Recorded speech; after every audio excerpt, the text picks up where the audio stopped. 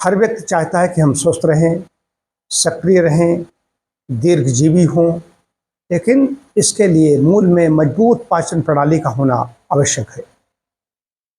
पाचन प्रणाली, digestive system, पाचन तंत्र हमारा जितना ही मजबूत होगा, उससे हमारी इम्यूनिटी बढ़ेगी, हमें शक्ति प्राप्त होगी।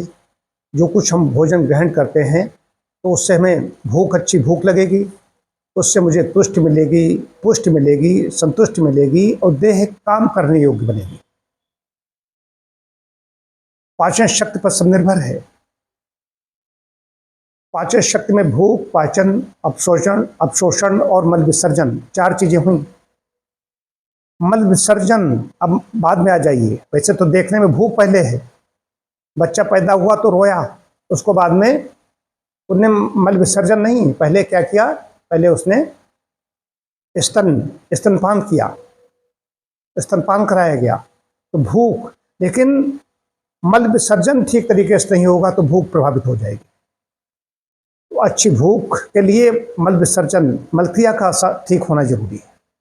पेट साफ, रोग साफ। कैसे पेट साफ रहेगा?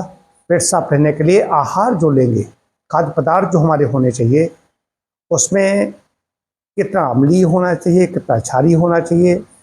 60 से 70% क्षारीय आहार होना चाहिए, 30% आहार होना चाहिए अम्लीय। फाइब्रस, जो रेशेदार चीज़ें हैं, वो पर्याप्त मात्रा में होनी चाहिए। हमारे यहाँ रेशा पर्याप्त होता है, लेकिन उसको निकाल देते हैं। यदि अलग से भी कोई सलाद नहीं खा पा रहा है, ऐसी परिस्थितियाँ होती कहते सलाद हम नहीं खा पा रहे हैं, या किसी की पाचन शक्ति सी कुछ कमज़ोर है, वैसे स्वस्थ व्यक्ति की बात कर रहा हूँ, तो चोकर युक्त आटे की रोटी तो खा सकता है, दलिया खा सकता है, गेहूँ का दलिया खा सकता है, छिलके युक्त दालें खा सकता है, मूंग की दाल है धुली बजाय छिलके युक्त बना सकते हैं, मसूर का जो भी दालें हैं छिलके युक्त। इसी प्रकार से कुछ चीज़ें ऐसी उसमें डाल सकते हो, कुछ करी पत्ता डाल दिया, कोई जो भी चीज़ें ऐसे पत्त शाक मिल जाएंगे। इनमें समय फाइबर वैसे ही ज़्यादा है। सब्जियां जो सेवन करते हैं, सब्जियों में फाइबर वैसे ही ज़्यादा है, लेकिन कच्ची चीज़ें कुछ खा लेंगे तो ज़्यादा अच्छा रहेगा। फल खा लें, सब्जियां खा लें, जो कच्ची खाई जा सकती हैं सब्जियां, उनकी बात कर रहा हूँ। नींद, व्यायाम, कोई भी चीज़ हो उस पर तो बताया ही जाएगा। पर्याप्त नींद होनी चाहिए। नींद अगर पर्याप्त नहीं है, जो भी मैं देख रहा हूँ, पेट की समस्या से जो जूझ रहे हैं उनकी नींद भी प्रभावित हो जाती है। तो नींद उसी की अच्छी होगी, इसका पेट साफ होगा। पेट साफ इसका होगा, वो निश्चित रूप से तन मन से ठीक है, उसी का पेट साफ होगा। उसको नींद भी अच्छी लेगा तभी पेट साफ होगा। नींद अगर अच्छी नहीं ले रहा है, एक आध दिन की बात कुछ हो जाए तो नहीं, लेकिन लंबे समय तक नींद उसकी कम ले रहा है या नींद गहरी नहीं हो रही है तो मलक्रिया प्रभावित हो जाएगी। तो नींद, तनाव उसका अगर है नहीं तब तो उसका प्रबंधन कीजिए। प्रबंधन के लिए थकना जरूरी है, थकने के लिए व्यायाम करें या कोई श्रम साध्य काम करें।